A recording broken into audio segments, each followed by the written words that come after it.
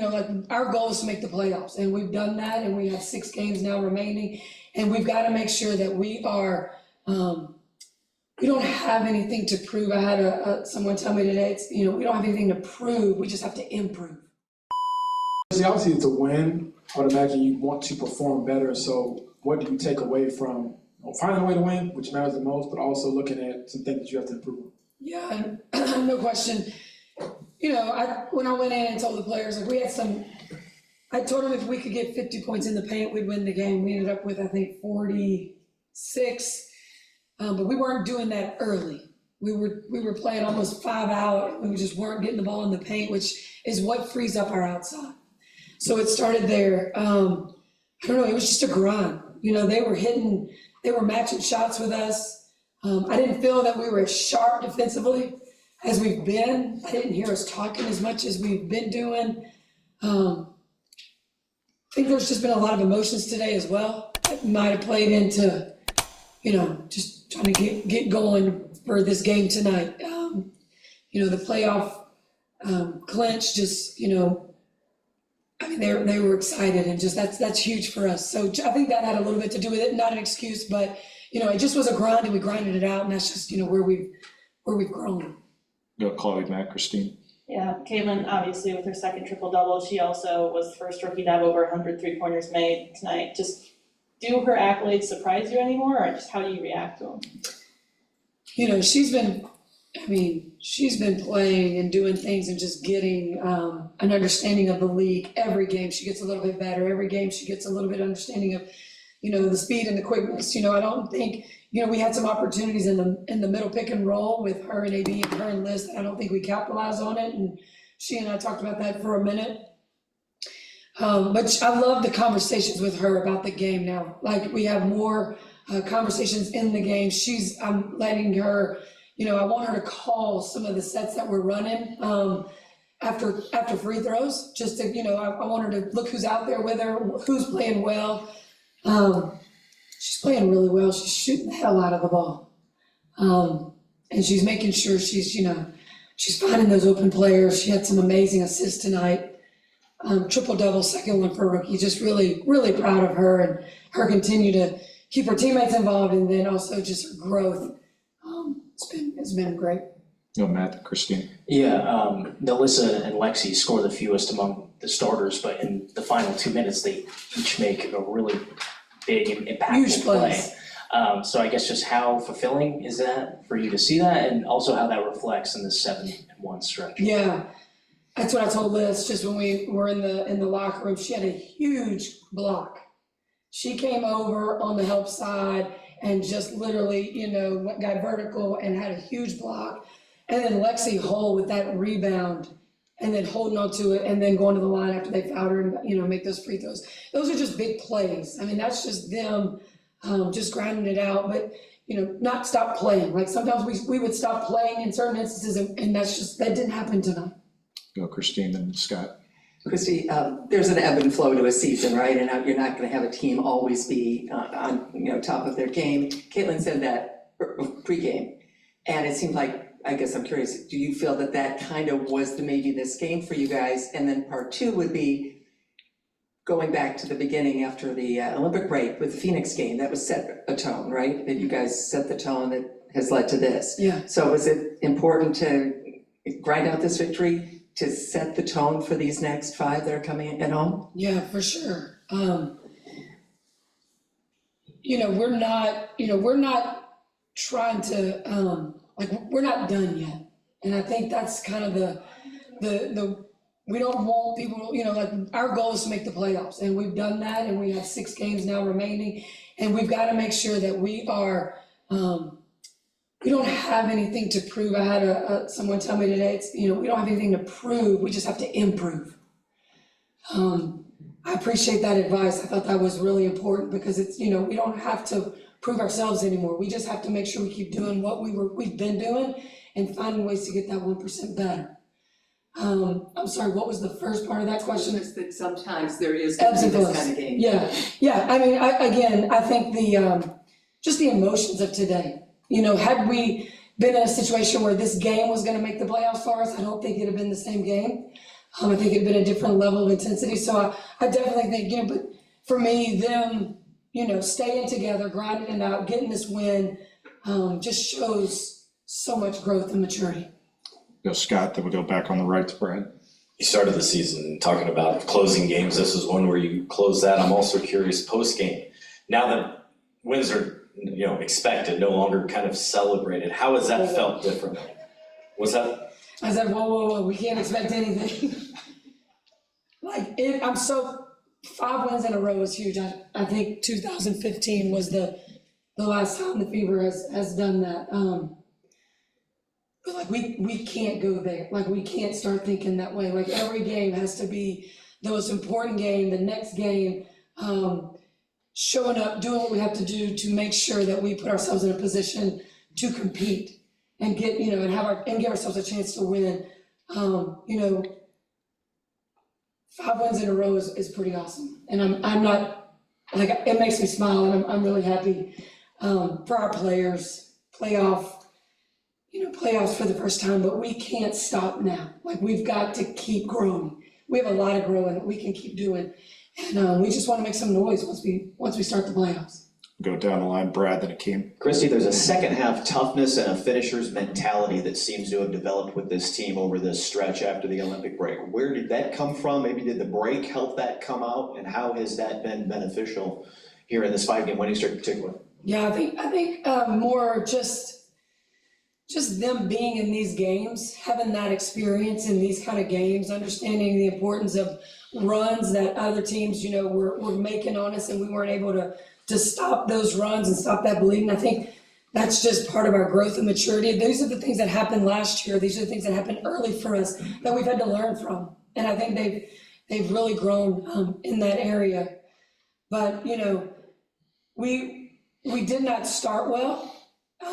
We did not, I think we gave up 29 points in the second quarter. We can't let that happen. We've got to be better defensively. That's where our focus is. That's where we think if we can be, average 6th or 7th in the league in defense, we give ourselves a much better chance to win. Akeem, then Tony. Coach, Aaliyah said it just came down to taking care of the ball, but the first quarter turnovers and the way you guys rebounded and came back, what does it say about the growth of this team that you guys were able to respond when maybe earlier in the season this would have been a game that got away from you guys? Yeah, earlier if I think we had 11 turnovers in the first half and several early in the game that kind of set the tone, and everybody just kind of stood there, and we got in that timeout, and it was all about just us taking care of it, because it was turnovers on us. It wasn't anything that they were doing. We just had to make sure we were taking care of the ball and getting paint touches. We weren't getting paint touches that were going to help us, loosen up that outside. We had a time where it looked like we were a 5-out offense, and we're not a 5-out offense yet. Want to get to that. And that'll be really fun, but we've got to bang on the inside and establish that. You told before the game about a conversation you recently had with Aaliyah about, our player offense. To have her have this kind of game and the game-sealing shot, what did you think of her response to what you guys talked about? Yeah, I just told her all business. She's been all business the last couple of days. Her voice is the one I keep hearing these last couple of days. She just, she came out and had a really, really good game tonight on both ends of the floor. When we get in that pick and roll situation with her and Kaylin, we're in a 3-on-2 on that backside, and, she's just got to be really aggressive, and she has an opportunity to take someone off the dribble or shoot that little pull up. She missed a couple of those pull ups, and I know she was really frustrated with that, but just heck of a game for Leah Boston tonight for us. James, and last one in the room, and Matt. Caitlin played all 40 tonight. Obviously, probably have to plan. She said she's playing another 40 right now, but I guess how do you feel that throughout the game? And then secondly, when she keeps breaking records and doing stuff, how much does her maybe not caring about that stuff help the team as a group?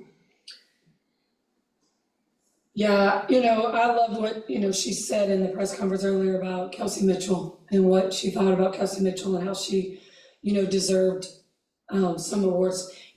She really doesn't care about those things.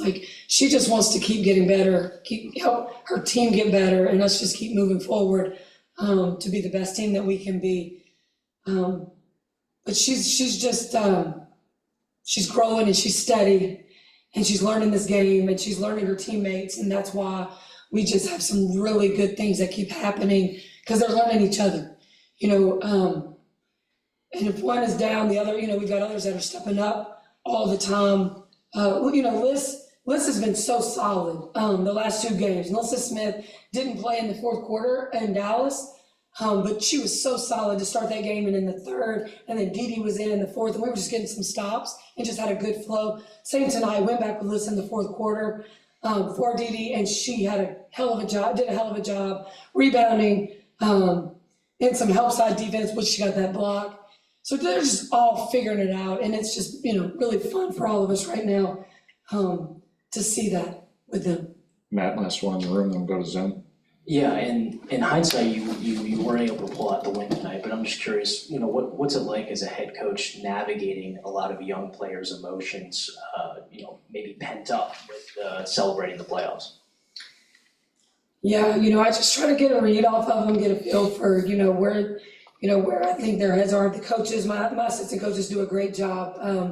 The players are kind of separated amongst all of them, and they have a really good feel for where they are. So before a game, during warm-ups, they'll come in and let me know, hey, this one just kind of really struggled right here. Maybe you should say something. So just trying to get a pulse on them. I mean, and you're right, they are young, and they're trying to figure it out, and that's just been part of that journey that we've been on this whole year.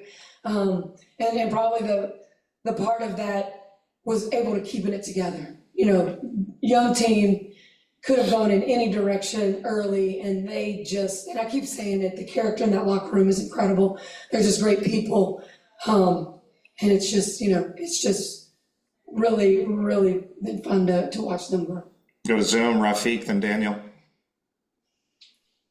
This is Rafiq with nothing but that sports talk. The Indiana Fever finally ended their playoff drought. I mean, what is this development for the team overall been like for the Indiana Fever franchise? Man, it's incredible. It's incredible for us to, have clinched early, use this opportunity to, work on some things over these next 6 games, continue to grow. But just, for the fans that have just been showing up night in and night out on the road to, for them to enjoy this and to have the Fever back in the playoffs where they were several years ago. It's just an exciting time for the Fever franchise. It's an exciting time for this young team and what the future has for these guys. I mean, that for me is they keep growing and the sky's the limit for these guys. And if I got a quick follow up on We can now, Rafiq, we gotta go. Last 2, Daniel, then Michael. Sorry about that. Hey, Coach, how you doing? This is Daniel Artest from the 9450. Melissa Smith has made a lot of sacrifices in her game this season to help this team reach the level of success that they're having right now. Looks like earlier in the season, she seems to be like struggling to adjust to this role, but recently she's really been thriving. Can you speak to how her willingness to sacrifice, adapt, and put the team first, and how had it impacted the role? I mean, the growth of the Fever. Yeah, all these guys have taken on a role. Some of them, it's not what they were used to. Or what they had in the past. But Liz comes out and gets 13 and 4 for us tonight. She gets some huge blocks. She's a rebounding machine. She wants to win so bad and loves, she had put out a tweet about last year, about it's gonna be so fun when we're in the playoffs next year. And, just the sacrifice she has. I mean, she's sacrificed touches, but she knows that if she keeps, the amount of attention that is on some of these players, it really loosens up Melissa Smith, really loosens up Lexi Hall, loosens up Caitlin Clark, and, Kelsey Mitchell and AB. I mean, they all draw so much attention. So she's able to find hers. And it's really nice when you can look at a stat sheet and, we've got several who are in double digits. I think we had 5 tonight in double digits. I mean, she's, that's how you win and have sustainable wins for the long run. Yeah, the last one, Mike Vopel. Yeah, Coach Sides, obviously the toughest part of the triple-double for guards is the rebounds. I just wonder if you could talk about Caitlin's rebounding ability this season, something I feel like she's carried over well from college. Yeah, I think she just moves in position, always, to where the ball could possibly just come off the rim. She reads that really well. She crashes pretty hard all the time. You know, sometimes, you know, I want these guys to block out a little more, make sure we're getting five bodies on people. I think once we get more consistent with that, that'll be great. But yeah, it's tough, but I mean, you know, she's able to get her, you know, her hands on the ball wherever, you know, she sees that she's reading it off the rim from where the shooters are, which is, you know, that's just a skill for a lot of players. All right, thank you, everybody. Thank you.